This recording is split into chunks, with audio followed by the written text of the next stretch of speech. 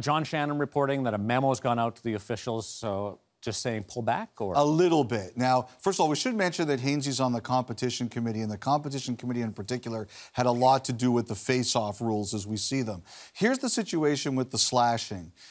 There was a memo that went out, and basically what the referees were told was, don't worry as much with light taps to the pants or the legs, but what they still want them to focus on and not back down on is the slashes to the hands. This is Washington, Carolina tonight. In the first 5 minutes, there were 2 slashing penalties. So that's what they want. If you're on the arms, make the call. If you're on the legs or on the pants, don't worry about that as much. So I don't think we're going to see any kind of crackdown on what we saw last year with Johnny, or any kind of change on what we saw last year with Johnny Gaudreau or Sidney Crosby on Mark Methot. Those calls, they're still going to be making them. Yeah, and I think Hainsey's very comfortable that it's going to look a lot like hockey last year, and that they're not going to call like this. And to Elliott's point, they're going to eliminate calling the love taps.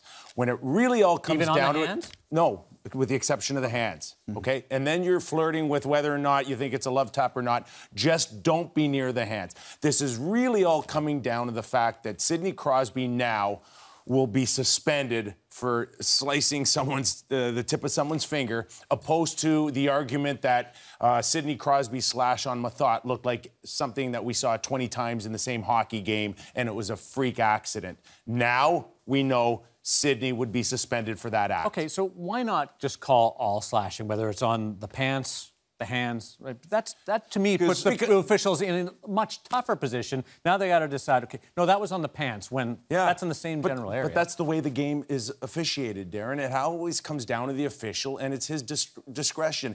You have to be able to use your stick to impede a guy from going to the net.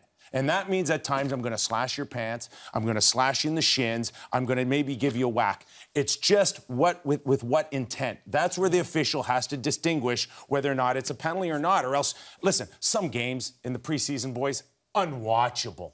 Unwatchable, for goodness sake. But that's preseason in general, Actually, that's where I think you don't want that leaking into the game. No. Okay, you don't want that leaking into the regular season. Nothing changes on face-offs, though? Well, face-offs, I think what they're going to say is make sure the guys are lined up straight. And you heard Hainsey talk about it there.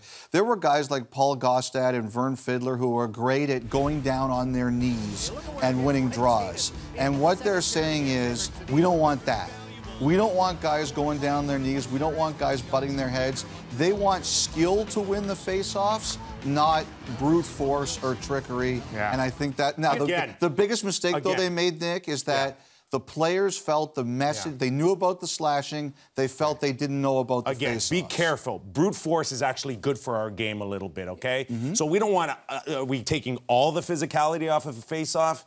Babcock made a good point. You wanted the guys to tap their sticks 3 times, like road hockey? Bullet, well, one player just retired. He was great in the face-offs. I won't mention his name. Crosby said but he said you have to be about 6'5" to win a face-off right now because you're so far back.